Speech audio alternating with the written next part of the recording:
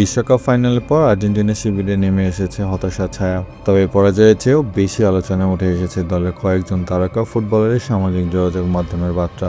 Rodrigo দি পল, Enzo Fernandez এবং Lionel মেসির বক্তব্য ঘিরে নতুন করে শুরু হয়েছে নানা আলোচনা। প্রশ্ন উঠেছে ফাইনালের পর আসলে কি বলতে চেয়েছিলেন তারা। ফাইনাল শেষ হওয়ার কিছু সময় পর রদ্রিগো দি পল একটি সংক্ষিপ্ত বার্তা প্রকাশ করেন। সেখানে তিনি লেখেন, সময় পেরিয়ে গেলে বোঝা যায় একটি ম্যাচের ফলাফলের চেয়েও অনেক বড় কিছু আছে। এই একটি বাক্যই সামাজিক যোগাযোগ মাধ্যমে ব্যাপক আলোচনার জন্ম দেয়। অনেকেই এর নানা ব্যাখ্যা দেওয়া শুরু করে, যদিও দীপল নিজে এ বিষয়ে কোনো বিস্তারিত ব্যাখ্যা দেননি। অন্যদিকে এনজো ফার্নান্দেসও নিজের প্রতিক্রিয়ায় পুরো বিশ্বকাপ জুড়ে আর্জেন্টিনাকে ঘিরে সমালোচনার কথা উল্লেখ করেন। তার ভাষ্য, দলের বিরুদ্ধে অনেক ভিত্তিহীন অভিযোগ এবং ষড়যন্ত্রের গল্প ছড়ানো হয়েছিল। তিনি দাবি করেন আর্জেন্টিনার সাফল্য ও উদযাপন অনেকের কাছে অস্বস্তির কারণ হয়ে উঠেছিল। এসব মন্তব্যের আগেই টুর্নামেন্ট চলাকালীন আর্জেন্টিনাকে ঘিরে একটি বিতর্ক আন্তর্জাতিক অঙ্গনে আলোচনার বিষয় হয়ে ওঠে। ইংল্যান্ডের বিপক্ষে জয় উদযাপনের সময় কয়েকজন ফুটবলার ল্যাস ম্যালভিনাস সন আর্জেন্টিনাস লেখা একটি ব্যানার প্রদর্শন করেন। ম্যালভিনাস বা ফকল্যান্ড দ্বীপপুঞ্জ নিয়ে আর্জেন্টিনা এবং যুক্তরাজ্যের দীর্ঘদিনের বিরোধ থাকায় ঘটনাটি রাজনৈতিকভাবে সংবেদনশীল হিসেবে বিবেচিত হয়।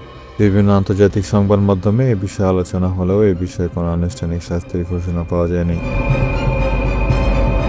এদিকে ফাইনালের আগে ড্রেসিং রুমে লিওনেল মেসির দেয়া একটি অনুপ্রেরণামূলক বক্তব্য নতুন করে ভাইরাল হয়েছে।